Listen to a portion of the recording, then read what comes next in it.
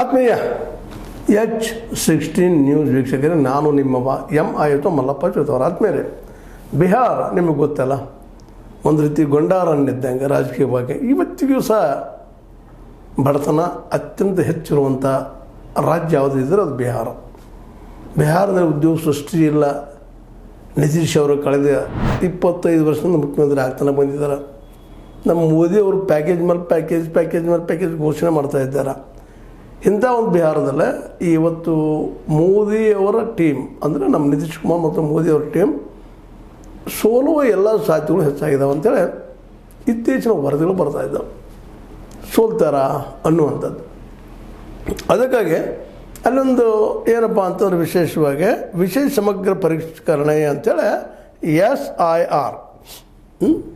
SRI ಅನ್ನುವಂಥ ಅದರ ವಿಶೇಷ ಸಮಗ್ರ ಪರಿಷ್ಕರಣೆ. ಸಮಗ್ರ ಅಂದ್ರೆ ಮತದಾರರ ಅಲ್ಲಿ ಅವ್ರು ಹೌದು ಡೊಮಿಷಲ್ಲ, ಅದೇ ಕಾಲಕ್ಕೆ ಅವ್ರ ಆಧಾರ್ ಕಾರ್ಡ ಜೊತೆಗೆ ಏನಪ್ಪ ಅಂದ್ರೆ ವೋಟ್ರ್ ಕಾರ್ಡ ಇವುಗಳಲ್ಲೆಲ್ಲ ಇದ್ರೂ ಭಾಳಷ್ಟು ಜನರಿಗೆಲ್ಲೇ ಅವಕಾಶ ಕೊಡ್ತಾ ಇಲ್ಲ ಅನ್ನೋ ಆರೋಪ ವಿರೋಧಿಗಳಿಂದ ಬರ್ತಾಯಿದೆ. ಡೊಮಿಷಲ್ ಬೇಕು, ನೀವು ಪೂರ್ವಜರು ಯಾರು, NRC ನೆಲೆಯಲ್ಲಿ ಎನ್ಕ್ವೈರಿ ಮಾಡ್ತಾ ನೋಡೋದ ಏನಪ್ಪ ಅಂದ್ರೆ ಎಲೆಕ್ಷನ್ ಕಮಿಷನ್ ಅಂತೇಳಿ ಆರೋಪ ಮಾಡ್ತಾಯಿದ್ದಾರೆ.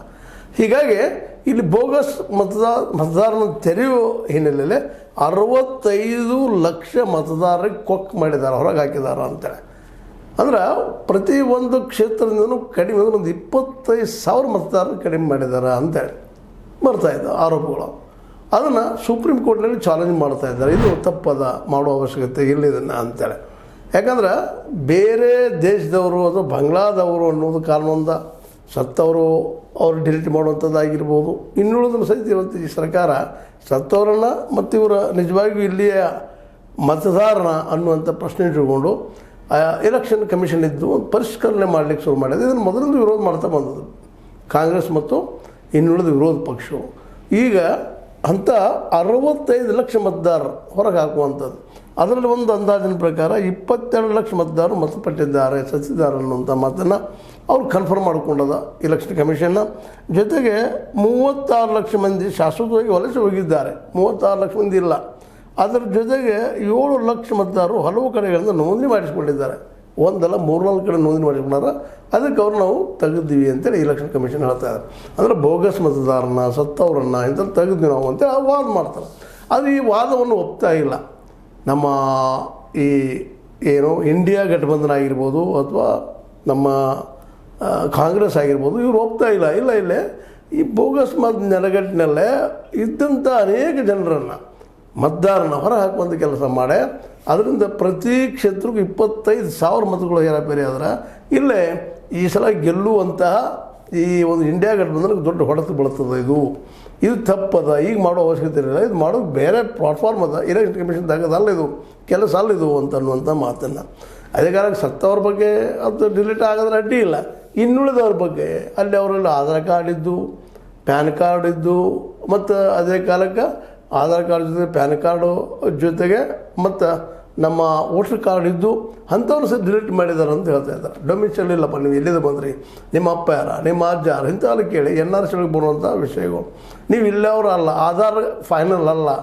ಯಾಕಂದ್ರೆ 11 ಏನು ನಮ್ಮ ಎಲೆಕ್ಷನ್ ಕಮಿಷನ್ ಘೋಷಣೆ ಮಾಡಿದ್ರು ಅದ್ರಲ್ಲಿ ಆಧಾರ್ ಕಾರ್ಡು ಅವ್ರ ಆಧಾರ್ ಕಾರ್ಡಲ್ಲಿ ಇದ್ದರೆ ಮಾತ್ರ ಅದು ಆಧಾರ್ ಕಾರ್ಡ್ ಆಗಲಿಕ್ಕೆ ಸಾಧ್ಯದ ಇಲ್ಲ. ಅದು ಬೋಗಸ್ ಮಾಡಿದ್ದಾರೆ ಅನ್ನೋ ವಾದ BJP ಅವರದು ಅಥವಾ ಅಲ್ಲಿಯ ನಿತೀಶ್ ಕುಮಾರ್ ಅವರ ಸರ್ಕಾರದ್ದು ಅನ್ನುವಂಥದ್ದು, NDA ಸರ್ಕಾರದ್ದು ಅನ್ನುವಂಥ ಮಾತುಗಳು ಕೇಳಿ ಬರ್ತಾಯಿದ್ದಾವೆ. ಅಂದ್ರೆ ಆಧಾರ್ ಕಾರ್ಡ ಮತ್ತು ವೋಟರ್ ಕಾರ್ಡ್ ಇದ್ದರೂ ಸಹ ಡಿಲೀಟ್ ಮಾಡಿದ್ದಾರೆ ಇವರು, ಅವ್ರು ಜೀವಂತಿದ್ದಾರೆ ಅನ್ನುವಂಥ ಮಾತು. ಹೀಗಾಗಿ ಪ್ರತಿ ಕ್ಷೇತ್ರದಿಂದ 25,000 ವೋಟ್ಗಳನ್ನು ಕಡಿಮೆ ಮಾಡಿದ್ದಾರೆ.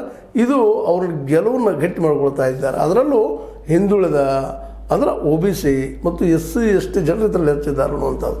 ಯಾಕಂದರೆ ಇವರೆಲ್ಲರೂ ಕಾಂಗ್ರೆಸ್ ಮತ್ತು ಇಂಡಿಯಾ ಗಠಬಂಧನಕ್ಕೆ ಅದು ಪಿछड़े ಹಿಂದುಳಿದವರು ಅನ್ನುವಂಥ ಜನರು ಇರೋದರಿಂದ ಇವರಲ್ಲೇ 25,000 ಜನ ಪ್ರತಿ ಕ್ಷೇತ್ರದಿಂದ, ಪ್ರತಿ MLA ಕ್ಷೇತ್ರದಿಂದ ಕಡಿಮೆ ಮಾಡಿದ್ದಾರೆ ಅನ್ನೋ ಆರೋಪ, ಗಂಭೀರವಾದ ಆರೋಪ ಮಾಡ್ತಾಯಿದ್ದಾರೆ. ಹೀಗಾದರೆ 50,000 ಗೆಲ್ಲುವಂಥವು ಇವೆಲ್ಲ 1,000, 2,000, 100 ಈ ರೀತಿ ಗೆಲ್ಲುವಂಥವು.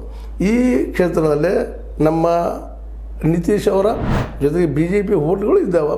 ಅವ್ರು 30% ಅಂತ ಇದ್ದೇ ಇರ್ತಾರೆ, ಇಲ್ಲಂತಲ್ಲ. 32% ಬೇಡ, 35% ಅಂದರೂ ಅಡ್ಡಿ ಇಲ್ಲ. ಇನ್ನುಳಿದವರು ನಮ್ಮ ಇಂಡಿಯಾ ಗಠಬಂಧನದವರು ಅವರು 35% ಇರ್ತಾರೆ. ಅಂದರೆ 1-2% ವೇರಿಯೇಷನ್ ಆಗಿ ಗೆಲ್ಲುವಂಥ ಸಾಧ್ಯತೆಗಳು ಇರ್ತಾವೆ. ಅಂಥ ಸಂದರ್ಭದಲ್ಲಿ ಇದು ನಮಗೆ ಮೋಸ ಮಾಡ್ತಾ ಇದ್ದಾರೆ ಅನ್ನೋದು ಘನಗಂಭೀರವಾದಂಥ ಆರೋಪ ನಮ್ಮ ಇಂಡಿಯಾ ಗಠಬಂಧನದಿಂದ. ಅದಕ್ಕೆ ಎಲೆಕ್ಷನ್ ಕಮಿಷನ್ ಡ್ಯೂಟಿ ಅಲ್ಲ. ಆಧಾರ್ ಕಾರ್ಡ್ ಅದೋ ಎಲ್ಲೋ ಅಲ್ಲೇ, ವೋಟ್ರ್ ಕಾರ್ಡ್ ಅದೋ ಎಲ್ಲೋ ಕೊಟ್ಟುಬಿಟ್ಟು ಅವ್ರಿಗೆ ನೀವು ಅಂತ ನೀವು ಯಾರು, ನಿಮಗೇನು ಹಕ್ಕದ ಅನ್ನುವಂಥ ಪ್ರಶ್ನೆಯನ್ನು ಅಪೋಸಿಷನ್ ಪಾರ್ಟಿಗಳು ಕೇಳ್ತಾ ಇದ್ದಾವೆ. ಆ ನೆಲೆಯಲ್ಲಿ ಇವತ್ತು ಸುಪ್ರೀಂ ಕೋರ್ಟಿಗೂ ಅವರು ತಮ್ಮ ಅರ್ಜಿಯನ್ನು ಸಲ್ಲಿಸಿದ್ದಾರೆ. ಈಗಾಗಲೇ ಆ ನೆಲೆಯಲ್ಲಿ ಇವತ್ತು ಸುಪ್ರೀಂ ಕೋರ್ಟಿಗೆ ಅದು ಡಿಸ್ಕಷನ್ಗೆ ಬರುವಂಥದ್ದು ಈಗಾಗಲೇ ಕೊಟ್ಟಿದ್ದ ಡಿಸ್ಕಷನ್ ಏನಾಗ್ಬೋದು ನಿರ್ಧಾರ ಅನ್ನೋದು ಇವತ್ತು ಸಾಯಂಕಾಲ ಒಳಗೂ ಗೊತ್ತಾಗ್ಬೋದು, ಅಥವಾ ಇದು ನಾವು ನಮ್ಮ ವಿಡಿಯೋ ಮುಗಿದ್ರೊಳಗೂ ಏನು ಆಗ್ಬೋದು ಅನ್ನೋಂಥದ್ದು ಮೋಸ್ಟ್ಲಿ ಇಷ್ಟು ಜಲ್ದಿ ರಿಸಲ್ಟ್ ಆಗಲಿಕ್ಕಿಲ್ಲ. ಆದರೆ ಚರ್ಚೆ ಮಾತ್ರ ಜೋರು ಹಿಡ್ತಾ ಇದೆ ಅಂತ. ಇದು ಏನು ರದ್ದು ಮಾಡಿದ್ದೀರಿ, ಕ್ಯಾನ್ಸಲ್ ಮಾಡಿದ್ರೆ ಬೆನ್ನತ್ತಿದ್ದಾರೆ. ಇದು ರದ್ದು ಮಾಡಿದ್ದರಿಂದಾಗಿ ನಮಗೆ ಹೊಡೆದು ಬೀಳ್ತದೆ ವಿರೋಧಿಗಳು. ನಾವು ಗೆಲ್ಲುವ ಸ್ಥಿತಿಯೊಳಗಿದ್ದೀವಿ ಮತ್ತು 2-3% ಮಾತ್ರ ಗೆಲುವು ಸೋಲು ಇರ್ತದೆ ಅನ್ನುವಂಥದ್ದು ಇವರು ವಾದ. ಮತ್ತು ಇದರಲ್ಲೂ ಸತ್ಯದ. ಹಿಂದಿನ ಇಲೆಕ್ಷನ್ದಲ್ಲಿ ನಾವು ನೋಡಿದ್ರೆ ಅಷ್ಟೇ 2-3% 1-2% ಹೆಚ್ಚು ಕಡಿಮೆ ಅದು ಡಿಸೈಡಿಂಗ್ ಫ್ಯಾಕ್ಟರ್ ಆಗ್ತದೆ. ಆ ನೆಲೆಯಲ್ಲಿ ನಮ್ಮ ಅಗದಿ ಜಾಣತನದಿಂದ ಮೋಸ ಮಾಡ್ತಾ ಇದ್ದಾರೆ ಅನ್ನೋದು ಸ್ಪಷ್ಟ ಆರೋಪ ಇರ್ಬೋದಾಯಿತು ಅನ್ನುವಂಥದ್ದು. ಇನ್ನು ಸುಪ್ರೀಂ ಕೋರ್ಟಿನಲ್ಲಿ ಚರ್ಚೆ ಆಗುವಂಥದ್ದು. ಮತ್ತು ಇದನ್ನು ಒಂದು ಆಧಾರ್ ಕಾರ್ಡ್ ಅದ, ಅವ್ರು ಜೀವಂತಿದ್ದಾರೆ, ವೋಟರ್ ಕಾರ್ಡ್ ಅದ, ಅವ್ರಿಗೆ ಯಾಕೆ ವೋಟಿಂಗ್ ಕೊಡೋದಿಲ್ಲಪ್ಪ? ಯಾಕಂದ್ರೆ ಎಲೆಕ್ಷನ್ ಕಮಿಷನ್ ಇದ್ರೆ ಘೋಷಣೆ ಮಾಡೋದು ಇವ್ರು ಇದ್ರೆ ಕೊಡ್ತೀವಪ್ಪ ವೋಟ್ ಅಂತೇಳಿ ಅವ್ರಿಗೆ ಯಾಕೆ ಕೊಡ್ತಾ ಇಲ್ಲ? ಅವ್ರ ಮೂಲ ಅವ್ರು ಎಲ್ಲೇ ಬಂದರು ಏನು ಬಂದರು ಇದು ನಿಮ್ಮ ಡ್ಯೂಟಿ ಅಲ್ಲ ಕೇಳೋದು. ಇದಕ್ಕೆ ಸಪ್ರೇಟಾಗಿ ಈ ದೇಶದ ನಾಗರಿಕ ಹೌದಲ್ಲ ಅನ್ನೋದು NRC ಮೂಲಕ ಕಾನೂನು ಆದಮೇಲೆ ಅವರು ತೊಗೊಳ್ಳುವಂಥ ಕೆಲಸ ನಿಮ್ಮದಲ್ಲ ಅನ್ನೋದು ಸ್ಪಷ್ಟ ಇಂಡಿಯಾ ಗಠಬಂಧನದ ಆರೋಪ. ಈ ಆರೋಪಕ್ಕೆ ಇಲ್ಲಿವರೆಗೆ ಉತ್ತರ ಸಿಕ್ಕಿಲ್ಲ. ಅದಕ್ಕಾಗಿ ಇವತ್ತು ಸುಪ್ರೀಂ ಕೋರ್ಟ್ನಲ್ಲಿ ಆ ಪ್ರಶ್ನೆ ನಡೆದು ಸುಪ್ರೀಂ ಕೋರ್ಟ್ ಈಗಾಗಲೇ ಈ ದಿಶೆಯಲ್ಲೇ ಕೇಳಿದ, ಯಾಕ್ರಿ ನೀವು ಆಧಾರ್ ಕಾರ್ಡ್ ತೊಗೊಂಡಿಲ್ಲ, ಏನು ಕಾರಣ ಅನ್ನೋಂಥ ಪ್ರಶ್ನೆನೂ ಮಾಡಿದ. ಆಧಾರ್ ಕಾರ್ಡ್ ಇದ್ದಾಗ ಮುಗಿದು ಹೋಯ್ತಲ್ಲ ನಿಮ್ಮದು.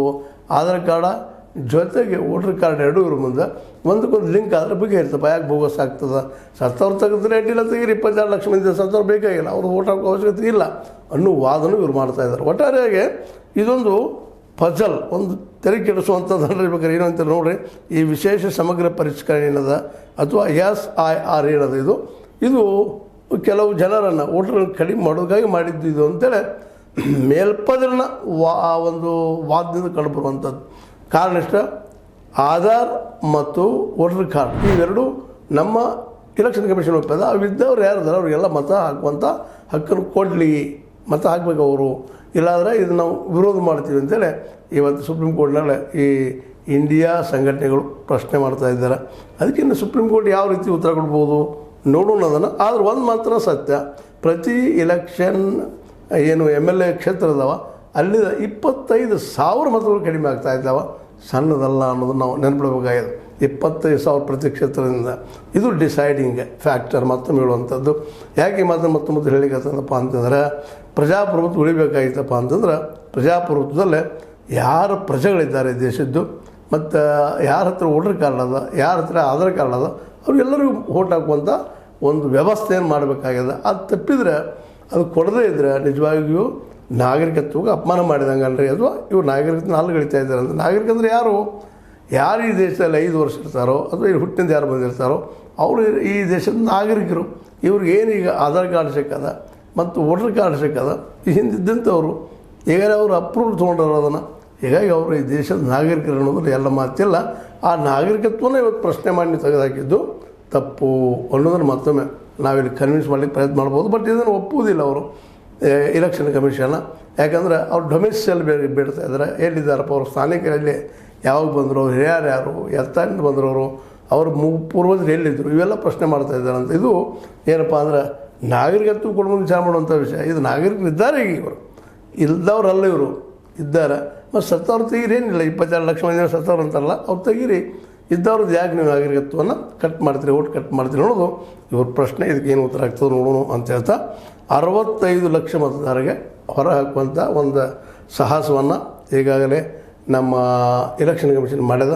ಇದಕ್ಕೆ ಉತ್ತರ ಏನೋ ಬಂದರೂ ಒಂದು ಮಾತ್ರ ಸತ್ಯ, ಇದರಲ್ಲೇ ಈ ಮಾಡಿದ್ರಲ್ಲೇ ಒಂದಿಷ್ಟು ಇದ್ದ ಮತದಾರರಿಗೆ, ಈ ದೇಶದ ಪ್ರಜೆಗಳಿಗೆ ಅನ್ಯಾಯ ಆಗ್ಯದ ಅನ್ನೋದು ಸ್ಪಷ್ಟವಾಗಿ ವಿರೋಧ ಪಕ್ಷಗಳ ಆರೋಪ. ಇದಕ್ಕೆ ಉತ್ತರ ಸಿಗ್ಬೋದು ಇಷ್ಟರಲ್ಲೇ ಅಂತ ಹೇಳ್ತಾ, ಇದು ನಿಮಗೆ ಲೈಕ್ ಆಗಿರ್ಬೋದು. ಲೈಕ್ ಮಾಡಿ, ಶೇರ್ ಮಾಡಿ, ಕಮೆಂಟ್ ಮಾಡೋ ಜೊತೆಗೆ ಸಬ್ಸ್ಕ್ರೈಬ್ ಆಗೋದು ನಿಲ್ಲಿಸ್ಬೇಡ್ರಿ. H16 ನ್ಯೂಸ್ ಅರ್ಥಾತ್ ಹೇ ಸೀತಾರಾಮ ಸತ್ಯದ ಕೈಗಂಡೆ ವಂದನೆಗಳು.